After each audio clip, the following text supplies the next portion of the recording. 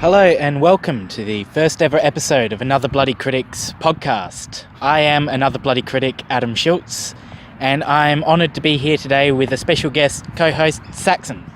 Hello, Adam. Hi, Saxon. Good to have you here. Good to be here.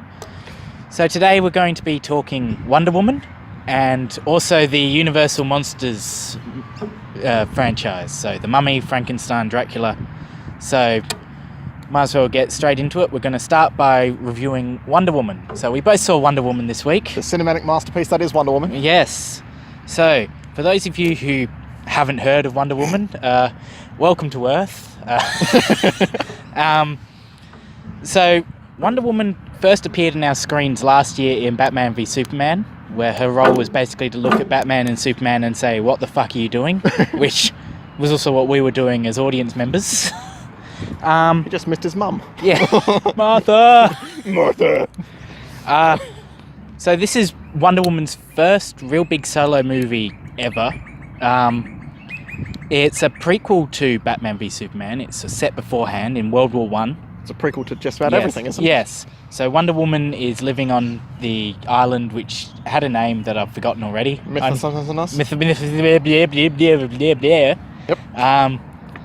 I've forgotten the name of it already. I only saw the movie yesterday. Saw it last night. Yeah, it's gone. It's gone. But she lives on that island and she encounters human race for the first time in her lifetime. In the form of Chris Pine. In the form of Captain Kirk, yes. A World War One pilot that crash lands on her island, bringing the war with him.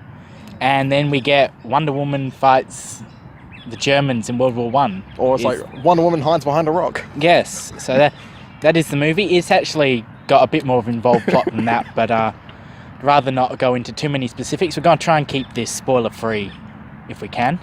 We can manage. Okay, so, Saxon, what did you think of the movie? On the whole, it was alright. I think that there are some problems towards the end that I think we both agree on. But for the most part, it was pretty competent. I think it's the strongest thing that DC's come out with in this new cinematic universe of theirs. Oh, easily. Easily. It is better than Suicide Squad and Batman v Superman combined. I think you combine those two movies, you actually get a worse film. We just need more Joker. That's all we need. No, we don't. I think I was a bit more enthusiastic than you seem to be on this movie. I thought there were some issues at the start for me, and there's some issues at the end, and I absolutely loved everything that was happening in the middle. I think it's the way I'd sum up the film. I'll agree. The middle bit is quite strong. There's a point where there's a big heroic moment, and it's slow motion, and she stands up, and like the wind's blowing, and I thought that was a bit naff. Yeah. But it was a superhero movie. You get those and you needed those heroic shots. Yes, they need to fill the trailer with something. Yes, but there was like a monologue beforehand, and when that happened, I was just like, really? And no, it's a superhero movie. Yes. It had to happen. Yes. But other than that, on the whole, I really enjoyed it. Yes. It was pretty enjoyable. I really enjoyed it as well. So it has quite a large cast, actually, of well-known actors and actresses. It does. Gal Gadot clearly stars as Wonder Woman.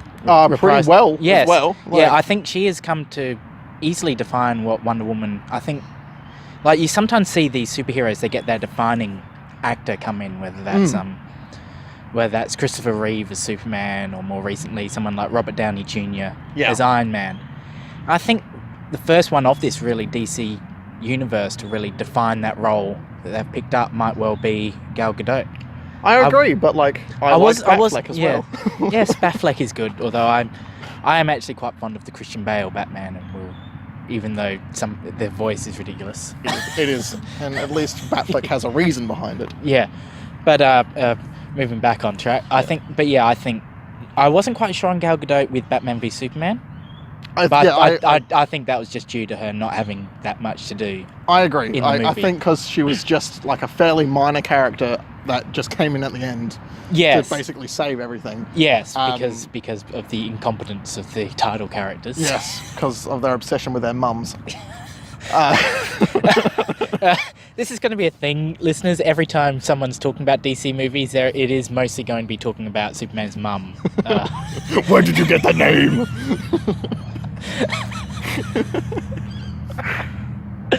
But no, I think Gal Gadot was easily the strongest part of the acting in this movie. Very easily. Yeah. I liked Chris Pine, but he was just doing what Chris Pine does every time Chris Pine is in a movie. He was Guy Manley. Yeah. Yeah, he was Chris Pine. He was, Have you seen Star Trek? If you've seen that horrible one where him and someone else is fighting over Reese Witherspoon, I forget what that one was called. It was This Means War, I think it was. It's a classic, no doubt. Tom Hardy, that's right. It was Chris Pine and Tom Hardy fighting over Reese Witherspoon. Wow, Tom Hardy's come a long way. Yes. If you've seen that, if you've seen anything else, has Chris Pine done anything else? I guess he has. I guess. He's been in some things. If you've seen any of the things he's in, please let us know what they are. And you've probably seen his role in Wonder Woman as well, because he's just doing the same old thing. Pretty much. He's charming. He's funny. He quips. He's got the quips. Yeah. Yeah. He's a guy. There were some other recognisable actors in there. David Thewlis shows Lupin. up. Yes, Lupin Professor shows up. Lupin himself shows up. He's interesting. He is. He's going to be the polarizing part so. of this movie, I think, for most and personally, for his role. Yeah. All right, let's say for half of his role, he was pretty good. Yeah. For the other half of his role, I thought it was a bit wonky. Yes. I think that was fairly miscast. Yes. But we won't go into too many specifics on that. But yeah, I think he was probably the weakest link of the cast. One of the surprise casting decisions for me was Ewan Bremner from... Yes, from Trainspotting. And I will never separate Ewan Bremner from Spud, ever. Yeah.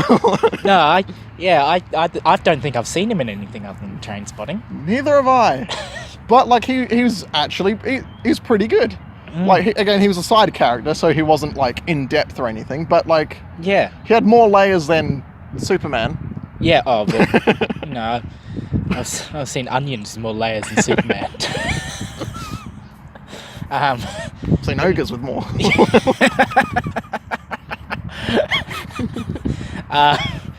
No, we've... The other surprise cast, I think, for me, was Lucy Davis. Yes. Coming in from Shaun of the Dead and The Office. BBC's The Office, yes. BBC's, the good one. Yeah, the good one. Ricky Gervais, The Office. Send your complaints to this bloody... What, Another Bloody Critic? Another Bloody Critic at gmail.com. That's where all complaints can go.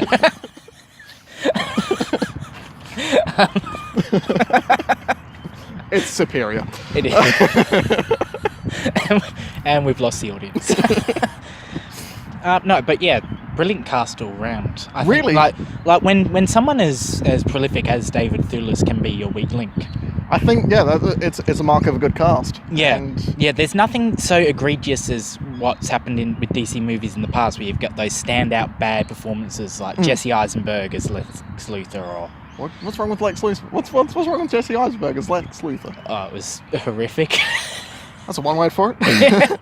Or like Jared Leto's Joker, which... I'll give you that one. Yeah. Yes. Both of them were, to me at least, pretty standout bad performances, and you don't get that.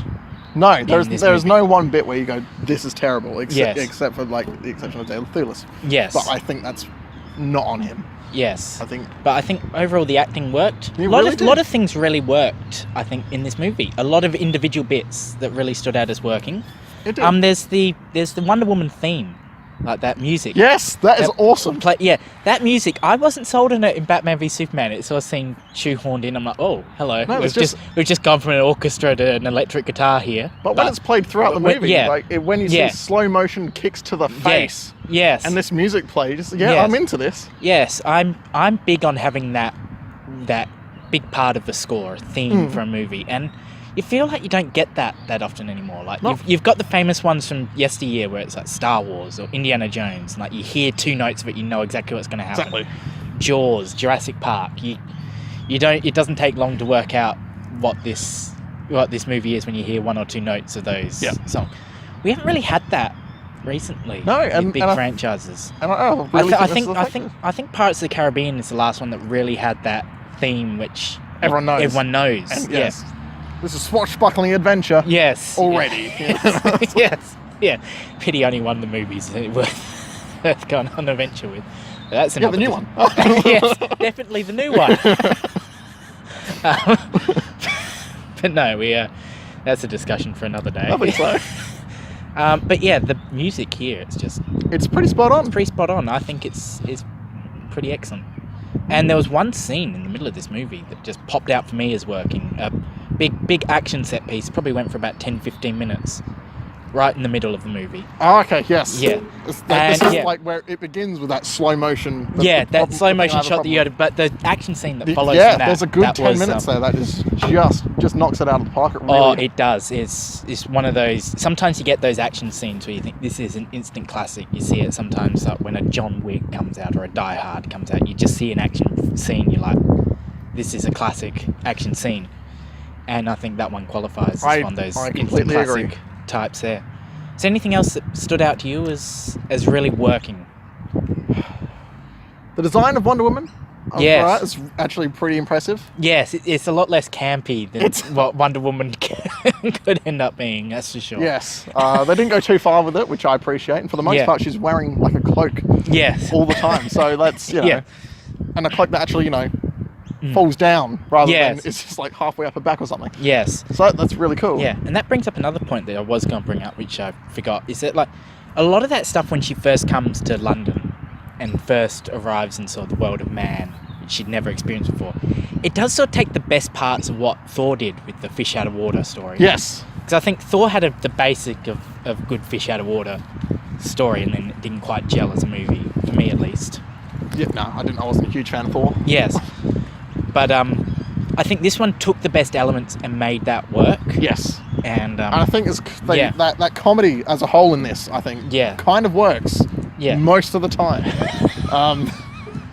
There's a few bits where it tries and then it's just I see what you're trying to do. Yeah. But there are definitely a few bits that made me laugh. Yeah, there was a bit, I won't go into what bit it was, but there was a bit in the theatre that made me laugh and nobody else. Which, that's always fun.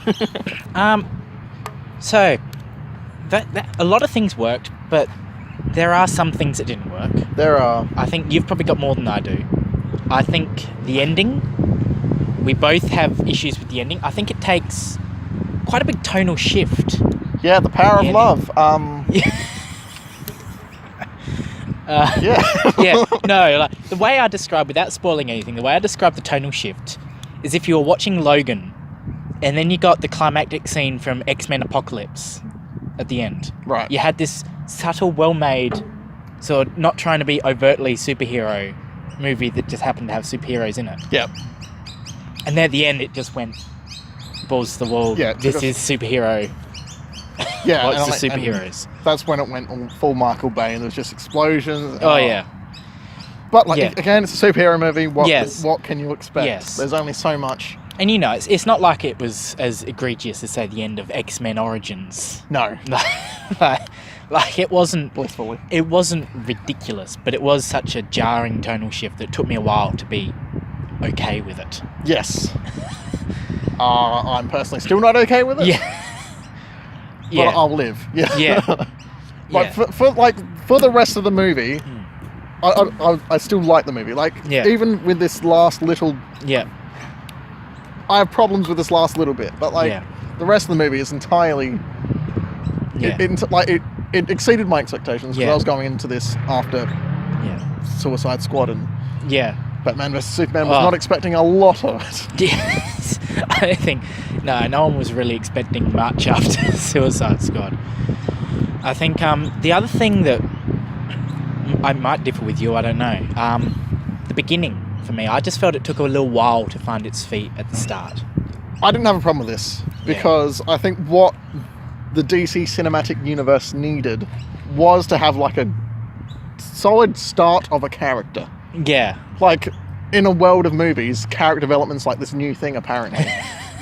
Because, like, we started Superman versus Batman when they were like, yes, we've had the Christian Bale ones, and I get why they didn't just start, hey, we've had Man of Steel, the brilliant movie that was that. And the other one. Yeah. I don't even remember the other name of the other Superman movie. Is it Man of Steel in the other one? No, he's only been in 2. Superman Returns. That's right. Yes, that one doesn't count in part of this. Does it not? No, that's actually fun fact. Superman Returns is part of the Christopher Reeves continuity. It was meant to be a sequel to the Christopher Reeves ones. Well, they failed spectacularly. Yes. Well, it was better than Superman 4 Quest for Peace. That's not well. Yeah. But yeah, I think what they needed was this solid grounding of a character. Yes. And like you can see her entire motivations for doing what she wants to do. Yeah. And I think the beginning, although I will agree it's a bit slow, does do that. It does set up her character. It's like her motivations for going to solve the war. See, there was probably a little bit too much Greek history lesson as well. In the, like, let's pause Diana's character development for a moment to see what the gods are up to. That was like one bit. But still, I'm sitting there like, okay, cool, I get it. You know, I've heard of the Greek gods. I know they're all dicks. Move on. Yeah. Except for Zeus, he's alright sometimes. Zeus can be okay sometimes. And then, then he goes and rapes people just because he's Zeus. I was expecting the word rape. I didn't expect it so soon. Yes, you don't hold back. But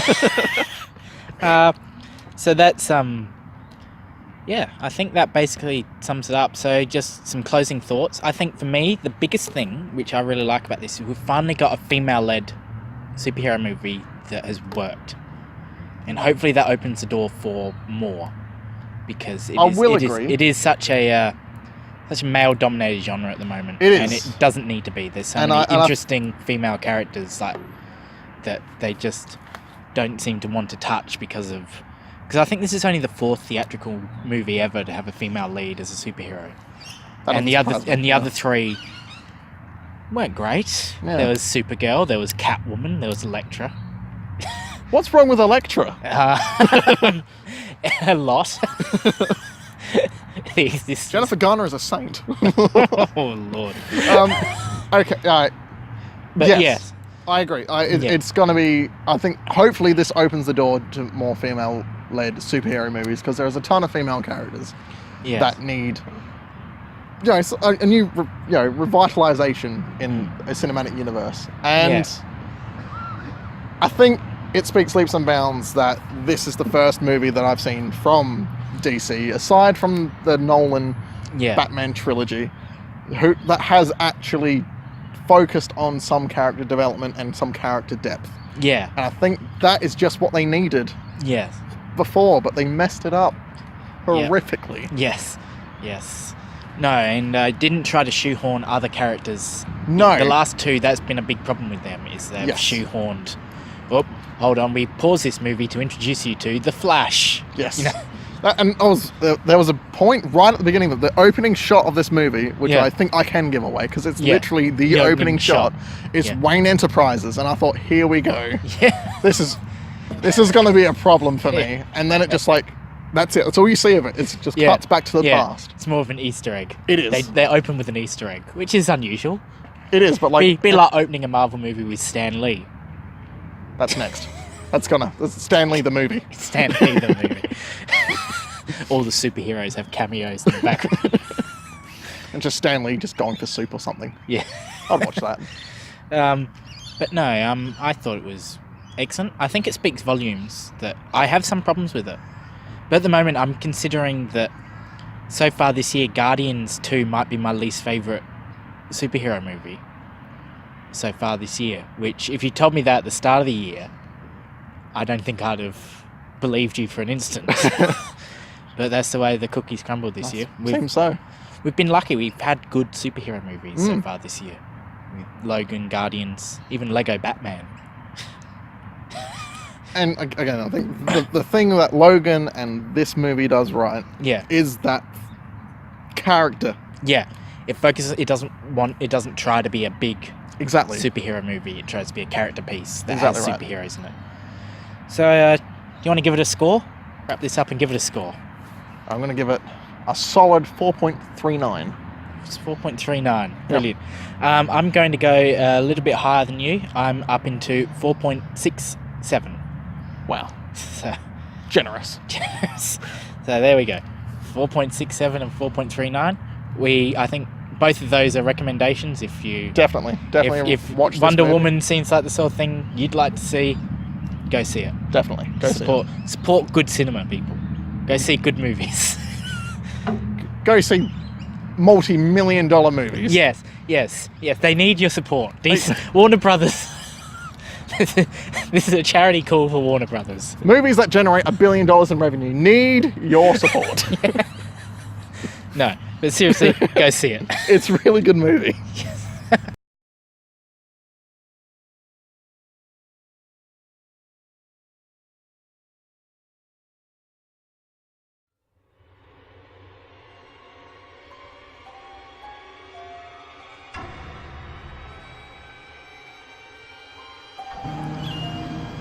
So we've been hearing a lot about cinematic universes in recent times. Marvel obviously set up their big cinematic universe. DC followed, mostly note for note. And missed all everything. of them. It's like a bad game of Guitar Hero. Yeah, the worst karaoke ever. We've got cinematic universes coming out for everything now. Star Wars is technically, now they're doing spin-offs, is now technically a cinematic universe. King Kong and Godzilla. We've got Transformers is going to be doing spin-offs with the Yes! Bumblebee movie starring Haley Steinfeld. I'm already excited. I'm sure you are too, Adam. Oh, it's brilliant. And one which starts up next week is the Universal Monsters cinematic universe, starting with The Mummy, which comes out next week. Definitely looking forward to seeing that one. Silence but, from my end. Like, if you think cinematic universes are new, they've been around for a while. Technically, by the definition of a cinematic universe, the Universal Monsters, way back in the day, were already a cinematic universe. And we're going to talk a little bit about them today. The Mummy's coming out, so we thought we might talk about the old versions. Get you up to speed, what you need to know about Universal Monsters. Who are they? What are their motives? Why do we care? And do all of the old ones have Tom Cruise in them? No, they don't. Some of them are completely Tom Cruise proof. Some of them. There's a few where he's in the background. Yes. Because Tom Cruise is about 1,000 years old, if you follow the Scientology. Yeah, he got pickled by L. Ron Hubbard. We celebrate Tom Cruise's birthday. He's 3009 today. All right. From the official Tom Cruise fan club, here is our rundown on the Universal Monsters. So I guess you've seen more of these old ones than I have. I have. Yes, you are. Would you consider yourself a fan of that? Yes and no. Yes and no. Yeah. Like, I appreciate them as classics. Yep. I have problems with them. Yeah. But that's mostly because they were made at the dawning of sound. Yeah. And Universal put not a lot of money into them, I believe, and that comes off. Yes. You come from the Universal horror. Universal horror goes back to the silent era with Lon Chaney as the Phantom of the Opera. Yeah. Which was this grand spectacle of a thing in 3-color Technicolor. Well, hey. It's the reds were very red. The green was red. Yeah. Looked like an old Game Boy game. It looked better than that. There you go. It's pretty stunning. Technicolor is a wonder. And so they all came from that. So Lon Chaney was the central figurehead for a long time with Monsters, because he was the Phantom of the Opera. He was the Hunchback from the Hunchback of Notre Dame. And he was known as the Man of 1,000 Faces, because he did extreme things to his face. There you go. That can cause excruciating pain. Yes. Just for movies. Yes. And then he died in 1932 or something. Okay. And that's about where we pick up with the ones we want to discuss. Yes. Because that's about when The Mummy and some of these other big movies came out in the era that most people would probably think of as the Boris Karloff era. Yes, I like to think of it as the Bela Lugosi era. Yes. Even though that was only 1 year. Yeah. But it was... it was a good year. It was a good year. But I think Boris Karloff is the one that people think of. Yes, because I think both Bela Lugosi and Boris Karloff are like the pictures you have in your head of these characters. Yeah. Like Frankenstein, when you think of him, he has that flat head. Yeah. He has where the electrode bolts go in his neck. Yes. He has all of that. And Dracula, he's the pale, gaunt dude in a cape with the widow's peak. Yes. So I think this is where that look comes from. Yes. Yeah. And I guess since The Mummy is coming out next week, Yes. exciting times, we should start with The Mummy, which is about the third or fourth movie that Universal made in this continuum. Yeah, it was somewhere around there. It was, Yeah. I think Dracula was the first. Dracula was the first. Yes. And then Frankenstein, Yeah. same year actually. That was actually pretty impressive. The turnover. Yes. So yeah, I think the Mummy to me, the first one, I find it really interesting how subtle it is, and It how is. not.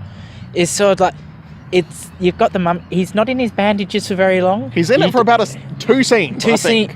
I think it might even just be the one. No. He gets dug up and then. Oh yeah, no, because then he turns into like yeah. Yeah, then he joins high society. Yeah, And it's like the creepiest man alive. Yeah, everyone's just there. Okay, this guy, his skin is rotting a little bit. Oh, I didn't say he goes by. Yeah. He's Imhotep. So Yeah.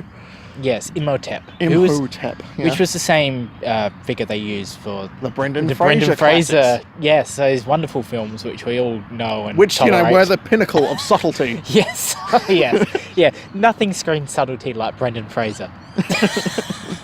Ah!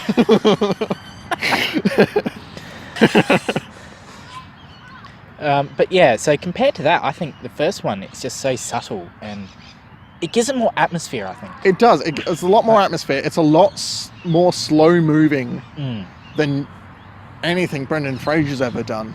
Yes. In a good and bad way. If you come at this after watching the Brendan Fraser ones, and if you like the Brendan Fraser ones, there are good parts to those movies. They're fun. I'm not going to discourage anyone from enjoying those movies. They're stupid and fun. Yeah. But this is an incredibly slow movie. Because like the whole thing is, again, I guess it does follow, but the Brendan Fraser one does follow this quite well, actually. Yeah, well, it's even got a character, Ardith Bay. Yes. Though it's not Imhotep. Which I think is to its detriment. Yeah, no, they should have Imhotep infiltrating. They That's the should. fun of it. Yeah, and even like the makeup on Ardith Bay Yeah. is like just makes him look like you wouldn't trust this man. No, he's a creepy guy. He's got like a weird sort of lean and a stare that's still quite effective today. Yeah. And like, even just the look itself was like, it didn't look like, sometimes you watch movies of those eras and just because it's of that era and because we now know the tricks of the trade a bit more, they look fake and they look obvious in the way they're doing things. Even some of the old Hitchcocks, you can almost see the broom coming in and closing the window. But this, it looked convincing. You could be forgiven for thinking that they just found someone with facial disfigurement rather than makeup. And it's really, really well done. Yes. I like to call. For some reason, every time he touches something, it just like leaves like a weird mark. Yeah. I think it's a cool addition, but it does kind of, it's the sandy hand of Ardith Bay or something. Yeah. Yeah. It's definitely a subtle film. It is. Yeah. I rather appreciated that watching it. Yeah, and the should mention like the plot is all about him trying to get his girl back. Yeah. After. Yeah, it's a love story. It is. It's a love story. Spans the ages. Yeah, with an ancient priest that gives people heart attacks as a central figure. Yeah, and which only doesn't work as a plot device for like the youngest. Yeah. Yeah, it's like the weirdest thing. It's like everyone up until this point who's been affected by the powers of Ardith Bay. Yeah. Read Imhotep. Yeah. And everyone's had a heart attack when they've been under his power. But like then like the central male character gets under his power, and then he has a bit of a fall. Yeah. And so aside from plot elements that maybe don't make a lot of sense except to continue the story, it's a pretty well made movie. Yes. What's your thoughts as someone watching, like, having seen the Brendan Fraser movies as dumb fun and seeing The Mummy as a subtle, interesting film? What are your hopes for Tom Cruise? I hope it doesn't come out. I hope there's a last-minute mistake. Yeah, press the button this week, please, North Korea. Yeah. Well, I wouldn't go that far because I'm still looking forward to I'd like to see Ragnarok, Yeah, actually. Yes. I'd like to see Star Wars, so don't hold off. Hold off, North Korea. Cancel that. I just hope, like, this whole thing's been like a weird dream, or that, how Universal got hacked a while ago. Yeah. And this is just somehow like some guy just leaking raw footage of an undeveloped film, and and it's just really convincing. World's biggest hoax. And like on the day it happens, everyone just rewatches Brendan Fraser's The Mummy, and it's like, oh, Brendan Fraser's actually pretty good. Yeah. And then he will no doubt run his own career into the ground again. Yeah. Sure. No, well, thinking about The Mummy coming out next week, I have a theory. I'm going to share my theory. Share your theory. I think, because they've been doing such big casting for these big roles in this Universal Classic Monsters, they want the big names. They've got Russell Crowe showing up as Dr. Jekyll. That's who I'd pick. Yeah, which is interesting. I'm going to defend that. I quite like Russell Crowe. I think he doesn't get given as much credit as perhaps he deserves sometimes. I think he peaked at Gladiator. I really do. Master and Commander was all right too. Yeah, I think he's capable of doing good things. He sometimes picks the wrong projects what he can do. There's nothing wrong with the man with the iron fist. There's a lot wrong with Russell Crowe being in Les Miserables though. No, it's not. Crikey, what's going on here? Yeah. We may have met. Let's forget about that. Yeah, so someone who can't actually sing that well, I probably shouldn't criticise, but I will. But my theory is, so we've got these big names. We've got Russell Crowe coming in. We've got, in future instalments, they've already announced Johnny Depp is going to play the Invisible Man, which... I think that's kind of cool. I'm sure we all can't wait for it. It'll get him out of makeup for the first time. Yeah, just put him in like a onesie. Yeah. Like a green onesie. Yeah. So there'll be Johnny Depp as the Invisible Man. There's talk that Dwayne "The Rock" Johnson will play Wolfman. Can we stop casting Dwayne "The Rock" Johnson in things? Do you know what the best thing about Fast and Furious 7 was? Nothing. It was awful. Try to tell me the plot of that movie. Even with having seen Fate of the Furious, Dwayne was much better than Vin Diesel. It doesn't matter. That's not high praise. Yeah, that's a bar to jump again, isn't it? But no, so they're getting big names that draw big crowds, and like, to me, it's weird to cast Tom Cruise as Brendan Fraser. Like in that universe, if you've got Tom Cruise wanting to be involved, I think you give him a bigger role than the guy who's running away from the mummy. Yeah. Which makes me think he's going to be Van Helsing. If he is, honest. Please save us. Spare us that. Yes. I hope you're wrong. Yes. So that is my little theory. I thought I'd just throw that out there. Do you know who I'd have as Van Helsing? Who? Anthony Hopkins. Yeah. That'd work. To be fair, I'd cast Anthony Hopkins as anything. I'd cast Anthony Hopkins as the shark in a Jaws reboot. Yeah. If they had to make a movie based on Barbie, I'd cast Anthony Hopkins in the lead role as well. I think he could pull it off. Yeah. So, wow. Yes, that's a thought. Anyway, we'll leave that tangent where it is and trudge back onto the course. So of course the Universal monsters, they aren't just the mummy.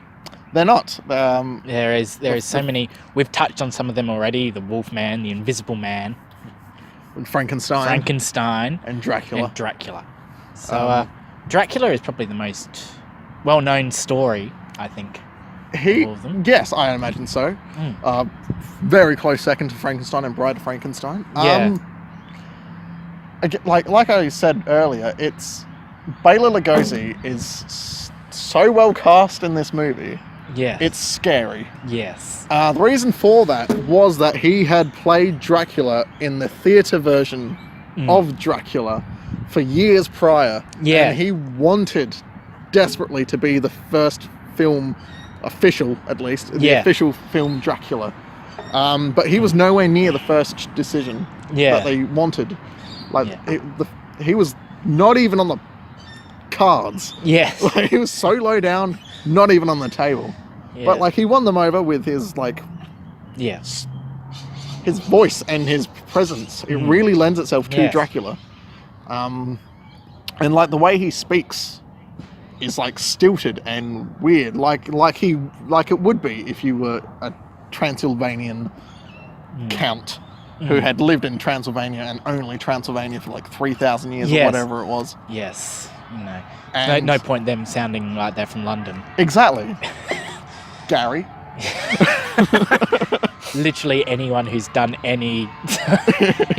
The amount of times British people show up in movies and it's like, oh, hello, we're doing Les Miserables and everyone's British. We're doing Beauty and the Beast and we're in France and everyone's British. Oh, look, we're in ancient Rome and everyone's British. I'll defend the ancient Rome one. Everyone was British. It's the first empire. What do you think? Empires just move. Yeah, but interestingly, with the Universal horror monsters, it's like the settings are all like Transylvania, but like Transylvania's a bad example because in Transylvania they're all vaguely foreign sounding. I wouldn't say Transylvanian. I wouldn't know what a Transylvanian sounds like. Yeah. But they sound like they're from there. But like when it's them in London, there's like a weird about 50-50 split between like Americans and English people, and it's really jarring when you it's really strange. It's like, can't find more English people, or set it in America. I don't know, set it in America. Please no. But no, so Dracula, I think, has had, probably of all the Universal monsters, probably has the biggest cinematic legacy as a character. Both with Universal doing it and others. Yes. The thing to point out with a lot of these characters is they're now all public domain. Yes. So even though Universal likes them and likes to keep revisiting them. Even before they were public domain, they were like, there was a few like attempts to capitalize on the names, really. Like the famous Hammer horror movies were just rehashes of the Universal horror movies. Yeah. And actually, that was the first Dracula I saw. Yes, that would have been Christopher Lee. Christopher Lee as Dracula. Oh, yes. Dear old Christopher Lee. And here's where my problem with the 1931 version of Dracula comes.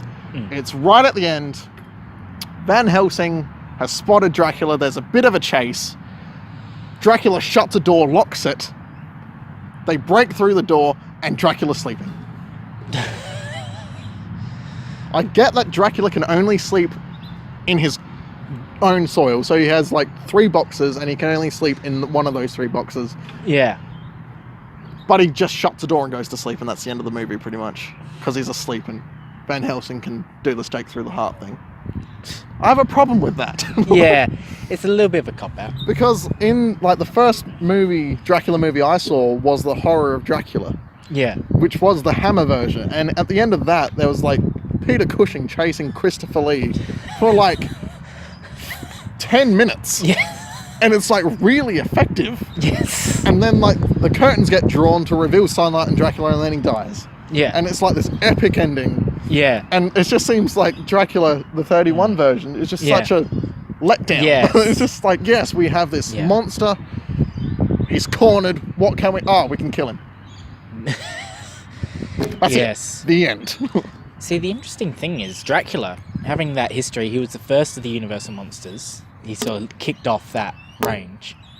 His was the first. It was the first one that came out. It was the first Universal horror monster. They were going to start this. Fun fact: they were going to start this this new one, which is starting with the Mummy. They were going to start it with Dracula. But I think wasn't the plan was like Dracula Untold was it originally like meant to be like it the was. kickoff point? It was, but the movie was A, so bad, and B, needless. No one saw it. Yeah. No one needs to know where Dracula came from. Yeah. No one cares. He's far better being like an entity of pure evil. Yes. Rather than having this rich origin story, which is weird because and Luke Evans is such a strange casting choice. I like Luke Evans. I liked him. He was one of the bits that worked in The Hobbit, and you know that's a short list. But he's also the best part of the new Beauty and the Beast, which I'm not sure if you saw that or not. I did. He was Gaston. Yes. He nailed that as Gaston. And I really like Luke Evans as an actor. He shouldn't be Dracula. you need someone older, I think. You need someone with gravitas. Yes, and maybe like a little bit peculiar looking gentleman. Yeah, yes. Like, because Bela Lugosi and like Christopher Lee. Like, Christopher Lee maybe not so much. Yeah, Christopher Lee was classically handsome. Yeah, he was classically handsome. Let's give the guy some credit. But like he had acting chops and he could pull it off. But he also had that face which worked for villainy. Yes, because he was British. Yeah. Well, he had it was him and Alan Rickman and a few others are the ones you think of. It's like, well, they were just born to play villains. Absolutely. But yeah, so we've got so I guess that covers Dracula. Pretty much. Most people know Dracula. I think so. You've seen a version of Dracula. Yeah. Everyone's seen a version of Dracula, whether it's the old Bela Lugosi, whether it's the Christopher Lee, whether it's the horrible Untold. Or Gary Oldman one. The Gary Oldman, Bram Stoker's Dracula. Don't watch that one.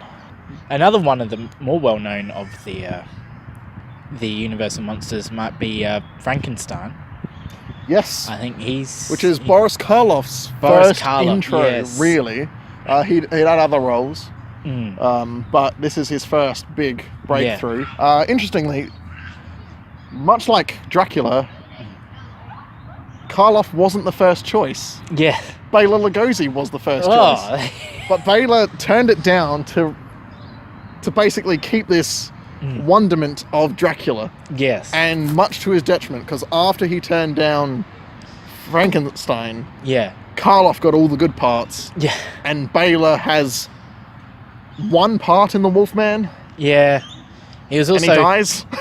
He was also in to be fair to Bela Lugosi, he was also in Abbott and Costello Meets Frankenstein. Bless him. Which, you know, that's one for the resume. He's also in isn't he in from Plan 9 from Outer Space? I'm sure he is. I try not to watch Plan 9 from Outer Space if I can help it. Because he did a few movies with Ed Wood. Yes, definitely. Ed Wood. If you ever want a bad movie, don't watch The Room, don't watch The Phantom Menace, go watch Ed Wood. Go watch any Ed Wood movie. It is the lowest dregs the cinemas. But he tried so hard. Bless him. That's the real meaning behind it. It wasn't cynical at all. It wasn't like a Michael Bay, I'll just do this because it makes money and who cares. It was. He tried his hardest and he just wasn't any good. Can we get back on track? Yes. So Frankenstein. Frankenstein's interesting in that going from Dracula being this like evil, Frankenstein's a monster isn't so much the evil in this. He's kind of this sympathetic character. Yes. Throughout all of that, and it's interesting how that plays off, especially in Bride of Frankenstein. Yeah. He goes through so much, and yet it's when he meets the blind man who can't judge him based on his looks. Yeah. This horrendous burnt face now. It's when he gets like this little bit of compassion for about 5 minutes. Yeah. Before some hunters come by and he's like, hey, it's the monster, and they shoot him again. And it's really effective, even though he doesn't really talk aside from like a few key words. Yes. Towards like which get taught to him by the blind man. Yes. And it's really effective. And much like many of these monster movies, it sort of deviates quite differently from the source material. Of course it does. Mary Shelley's book. But it became that image that we see as Frankenstein. Like I say, when you think Frankenstein, you think that flat head, that the bolts in the neck or whatever. Yeah. Yeah, but so it is interesting. These movies, so they're so old now, and so that a lot of people haven't seen them. A lot of people listening to this will have no idea what we're talking about. But like at the same time, those images are ingrained in in culture. You know that head, that Frankenstein head. That's the one you've seen everywhere. Absolutely. And it is interesting how that works. I mean, and I think like with you saying like the monster himself isn't the problem. It follows a good tradition of these monster movies of mainly having scientists that are either incompetent or just grossly negligent. Yes. A big shout out here to Dwight Fry, who plays Fritz, the helper, not Igor. Yeah. Fritz, the helper. Yeah. Who basically tortures the monster until the monster just fears fire with all his life. Yes. Because a lot of these creatures come about from very bad science. like as someone who's studied science, kids, if you want to be a scientist, don't learn from Frankenstein. don't learn from Dr. Jekyll. They're hopeless.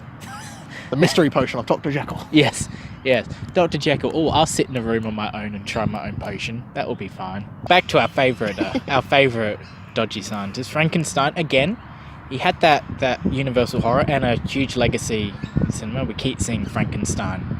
We do. Adaptations, most of which no one goes to go see. Yeah, because Frankenstein's Army is where I draw the line, I'm sorry. Yes. Well, we had one, the Max Landis written or directed... Victor Frankenstein, starring Harry Potter. Yeah, again, I'll never be able to separate just Harry Potter from Harry Potter, really. Yeah, he's always Harry Potter. Potter. He's Harry Potter. Yeah, Daniel Radcliffe. Daniel Radcliffe, even in Swiss Army Man. Yes. I thought, that's the dead body of Harry Potter. Yeah. The farting corpse of Harry Potter makes it... typecasting. But no, well, Frankenstein's hitting the cinema again pretty soon. We've got The Mummy coming out, and the next Universal monster in the new cinematic universe will be Bride of Frankenstein. Why they... We're skipping Frankenstein himself, and we're going straight to the... So I can only assume that the monsters already exist, because in Bride of Frankenstein, the monster already exists. Yeah, and we should touch on the Bride of Frankenstein. I think of the old Universal horror movies, that might be the one that holds up best. I think so. I definitely agree. Like I say, the monster's back, and again, as even more so than the first one, he's an incredibly sympathetic character. Yes. Because again, he goes through all this stuff. He gets shot, he gets burnt, he gets all this stuff, and people keep attacking him just because he's so horrendous looking. Yeah. And he's got shown one act of kindness, and then he changes, and then he can speak, and he knows what's good and knows what's bad. Yeah. Yes. And it's really engrossing, and it's really well done. Yes. So those are the three main ones. The Universal. There's others. There's so many others. There's Phantom of the Opera, the creature from the Black Lagoon. There's the Invisible Man. There's the Wolf Man. There's shout outs to Invisible Man. Some of the effects in that are actually pretty good for 1930. Yes. Something. Yes. 41, 30 something. But we are. I've just had a look at how long we've been recording this podcast. We're running a little bit over. Only by about 20 minutes or so. It's okay, people. It's all right. You know, pop this on while going for a run. You'll be right. Long run. Maybe up a mountain to Melbourne. Maybe we should wrap it up. You've seen most of these movies and know more about them than I do. A lot of people listening will have seen none of them. Right. Yeah. If people were listening and going, I'd like to check these out, which one should they start with? Dracula, hands down. Dracula. Right. So you've heard it here. Go to Dracula. I also highly recommend Bride of Frankenstein and The Mummy as well. And watching it, Phantom of the Opera, Phantom of the Opera, yes. It's really well done. It's a Technicolor experience, and it's wonderful. And it has no Andrew Lloyd Webber music at all. No, it's barely a musical. There's a fair amount of opera because it is the Phantom of the Opera. Yes, the opera is there, but the music. Yes, it's not a musical. Don't see the Phantom of the Opera where Gerard Butler sings. That's a thing. There's a movie of Andrew Lloyd Webber's Phantom of the Opera where you get to hear Gerard Butler sing. Jesus. Don't see that. But I suppose he makes a more convincing singer than he does a Spartan. Or anything he's done. On that note, we might wrap this podcast up. We've been sitting on this same bench for a while now. An hour. An hour almost. So this is a long podcast. So thank you, Saxon, for coming in and guest co-hosting. We'll have so many guest co-hosts coming in each week. So cool. I hope I come back. Yes, we hope you come back too. We being the royal we of me and my production team of me. Yes, we definitely love to have you back. It's been awesome talking to you. Is there anything you want to plug or a Twitter handle or not at all? Not at all. You can find Saxon on this audio recording, and that's it. You can find me if you want to follow me and tell me how bad we did. You can find me on Twitter. I have a Twitter. I haven't used it for a while. I'm going to start using it, I promise. Head over to Twitter @A Bloody Critic. I'm over there, so pop in, say good day. And if you enjoyed this podcast, please share the word. These things work best if more people listen. So we'll be available on iTunes, SoundCloud, and YouTube. You'll be listening on one of them. Give us a like, hit a subscribe button. These things help. We have to do it. I know it's very, very cynical to do, but please like and stuff. You're just like another bloody critic, aren't you? I know. Yeah. Please like us. We'd like to be topical and relevant and interesting and have people listen. Otherwise, we're just two idiots talking to a mobile phone on a park bench. But yeah, so if you enjoyed it, share it around. If you didn't, share it around anyway. And see you next week. Bye.